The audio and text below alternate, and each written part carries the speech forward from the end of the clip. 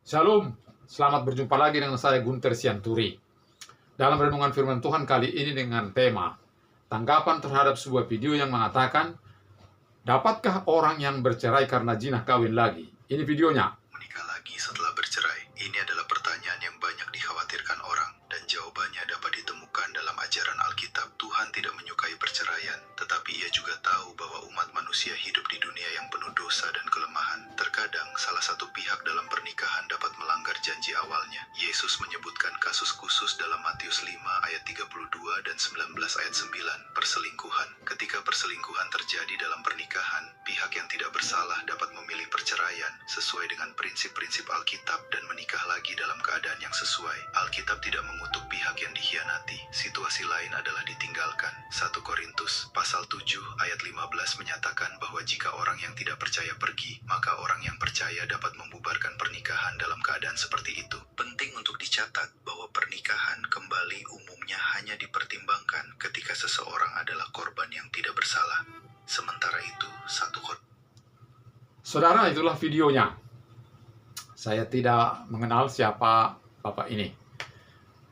Yang pertama, tadi ada satu pernyataan bahwa menurut Matius 19 ayat 9. Di sana firman Tuhan berkata begini. Barang siapa menceraikan istrinya kecuali karena zina, maka ia berbuat zina.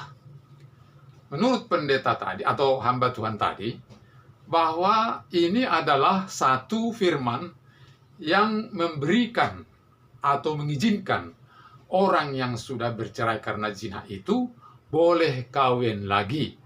Karena Tuhan katanya menyadari bahwa manusia itu banyak menghadapi kesulitan. Namun saudaraku, kalau kita renungkan Matius pasal 19 ayat 9 itu, saya baca sekali lagi. Barang siapa menceraikan istrinya kecuali karena zina, lalu kawin dengan perempuan lain, ia berbuat zina. Pengertian yang pertama,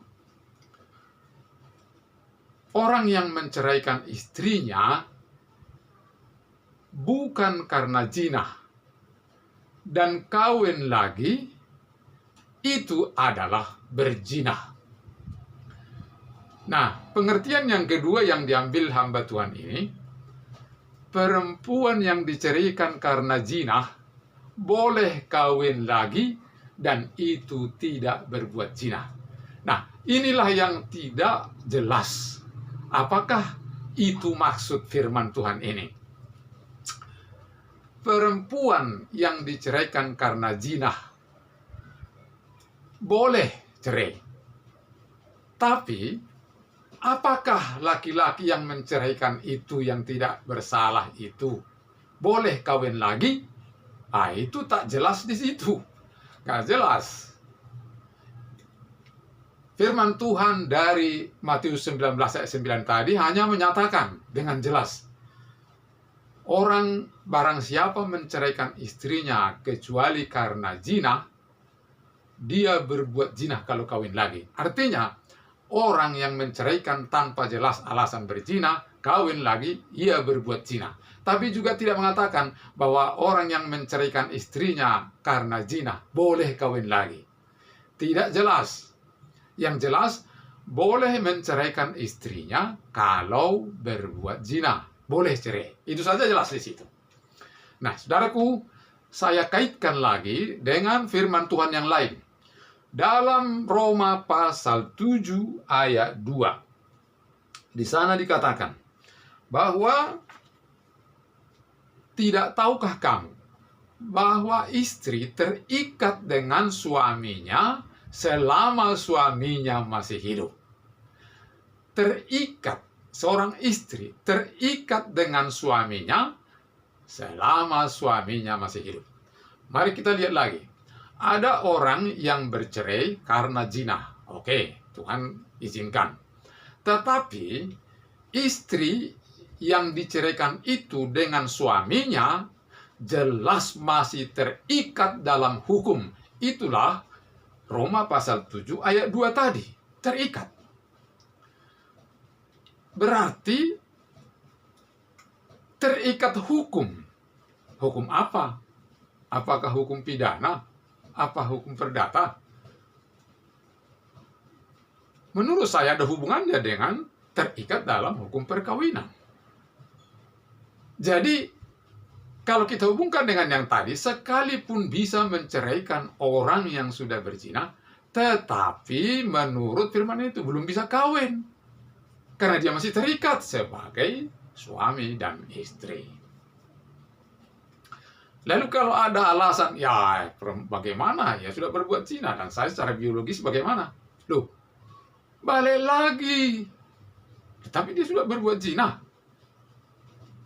Hosea pasal 1 ayat 1 sampai 3. Tuhan memerintahkan Hosea untuk mengawini perempuan sundal. Dan diambilnya lah Gomer jadi istrinya, lahirlah anak-anak padanya. Nggak ada masalah. Nggak ada masalah. Jadi, kalau misalnya ada orang bercerai, kalau Tuhan sudah mengatakan benci dalam kitab Maleakhi terhadap perceraian, itu berarti dia tidak menghendaki. Dan orang yang bercerai pada waktu zaman Yesus dikatakan dulu kok memberi surat cerai, itu karena ketegaran hatimu. Jadi bercerai pun itu susah. Nah, kalau diizinkan dalam satu hal karena zina, itu bercerai boleh. Tapi tidak ada izin atau hukum yang mengatakan boleh kawin lagi, baik dari Matius pasal 19 ayat 9 tadi.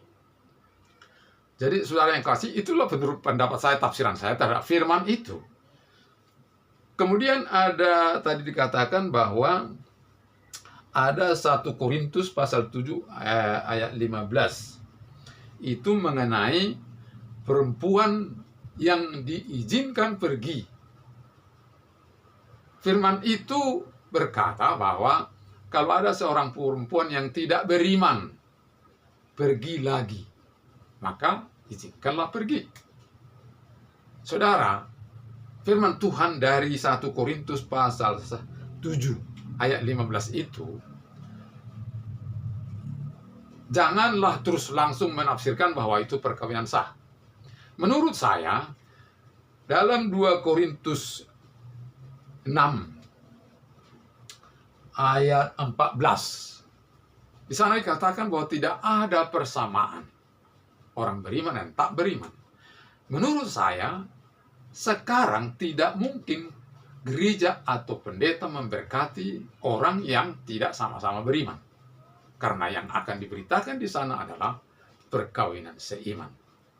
Jadi menurut saya perkawinan ataupun rumah tangga yang terbangun dengan dua insan yang tidak sama-sama beriman, itu mungkin kawin siri atau kawin tak jelas. Sehingga kalau itu kawin tak jelas, ya silahkan aja. Mau pergi atau enggak ada hambatan. Orang nggak ada ikatan. Nah, itu kira-kira. Jadi kalau misalnya ada satu argumen lain yang menjelaskan tentang Matius pasal 19 ayat 9 itu dihubungkan dengan Roma pasal 7 ayat 2 tadi dengan istilah terikat, boleh kita pertimbangkan lagi. Nah, ini terima kasih, Tuhan memberkati, sampai jumpa. Shalom.